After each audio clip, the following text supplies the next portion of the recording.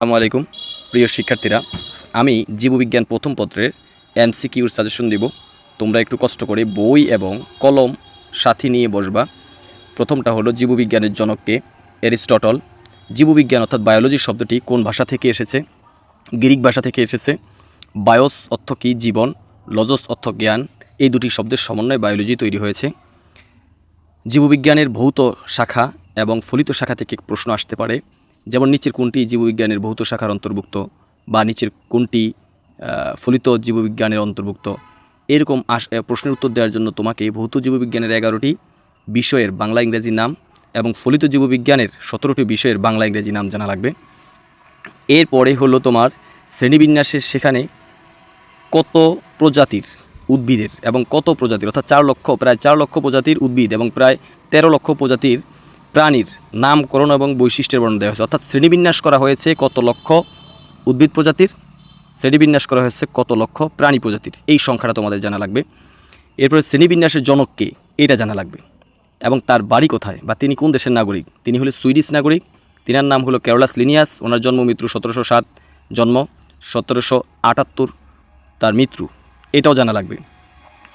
1735 সালে তিনি আফসালা বিশ্ববিদ্যালয় থেকে চিকিৎসাশাস্ত্রে ডিগ্রি লাভ করেন, এটা জানা লাগবে। এবং ওই বিশ্ববিদ্যালয়ে তিনি কোন বিষয়ের অধ্যাপক নিযুক্ত হয়েছিলেন, এটা জানা লাগবে, অ্যানাটমির।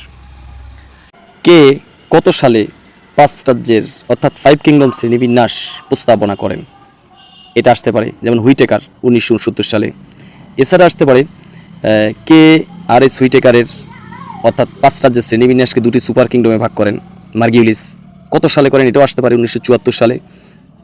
এছাড়া আরও একটা কাজ করবা, সেটা হলো যে 5টা রাজ্য আছে, মনেরা, প্রোটিস্টা, ফাঞ্জি, প্লান্টি, অ্যানিমিলিয়া, প্রত্যেকটা রাজ্যের যে উদাহরণগুলো আছে সেগুলো একটু মনে রাখবা, স্পেশালি প্রথম 3টা মনেরা, প্রোটিস্টা আর ফাঞ্জির। যেমন মনেরা রাজ্যের উদাহরণগুলো কি? নীলাভ সবুজ শৈবাল, এটাকে ইংরেজিতে বলে ব্লু গ্রিন অ্যালগি, বা এটাকে সংক্ষেপে একটা বলে BGA ব্যাকটেরিয়া। তো এরকম যে কোনো একটা উদাহরণ দিয়ে বলে যে এটা কোন রাজ্যের।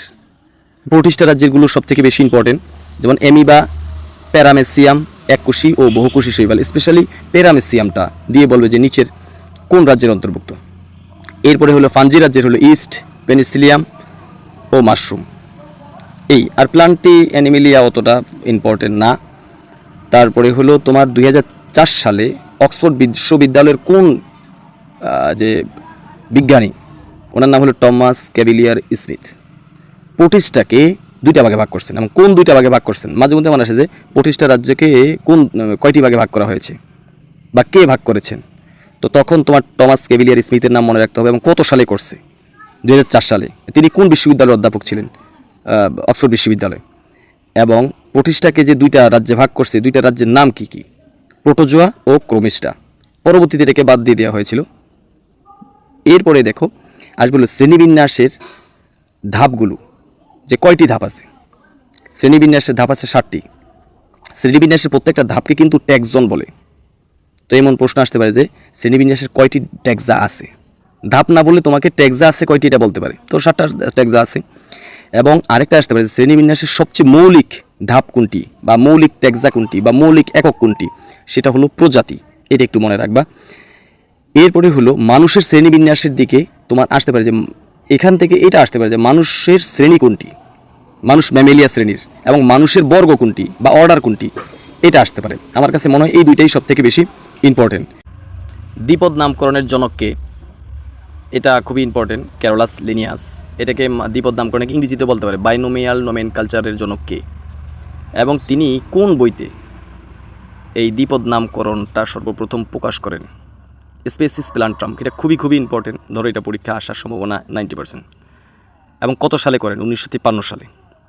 এই বইটা প্রকাশ করেন কত সালে, এটা মনে রাখবা। আর হলো এখান থেকে তোমার যে কাজটা মনে রাখতে হবে, বৈজ্ঞানিক নামগুলো, এই যে যেমন কার, স্পেশালি আমার কাছে খুবই ইম্পর্টেন্ট মনে হয় গোল আলুর বৈজ্ঞানিক নামটা তোমরা মনে রাখবা। গোল আলুর বৈজ্ঞানিক নামটা মনে রাখতে পারো। পিঁয়াজেরটা সিংহ, অত ইম্পর্টেন্ট না, পিঁয়াজেরটা ইম্পর্টেন্ট। তারপর ধানের, পাট, আম, কাঁঠাল, শাপলা, জবা, কলেরা জীবাণু, ম্যালেরিয়া জীবাণু, আরশোলা, মৌমাছি, ইলিশ, কুনু ব্যাং, দোয়েল, রয়্যাল বেঙ্গল টাইগার এবং মানুষ। এর মধ্যে আমার সবথেকে বেশি ইম্পর্টেন্ট মনে হচ্ছে এখন ম্যালেরিয়া জীবাণুর বৈজ্ঞানিক নামটা। আসসালামু আলাইকুম।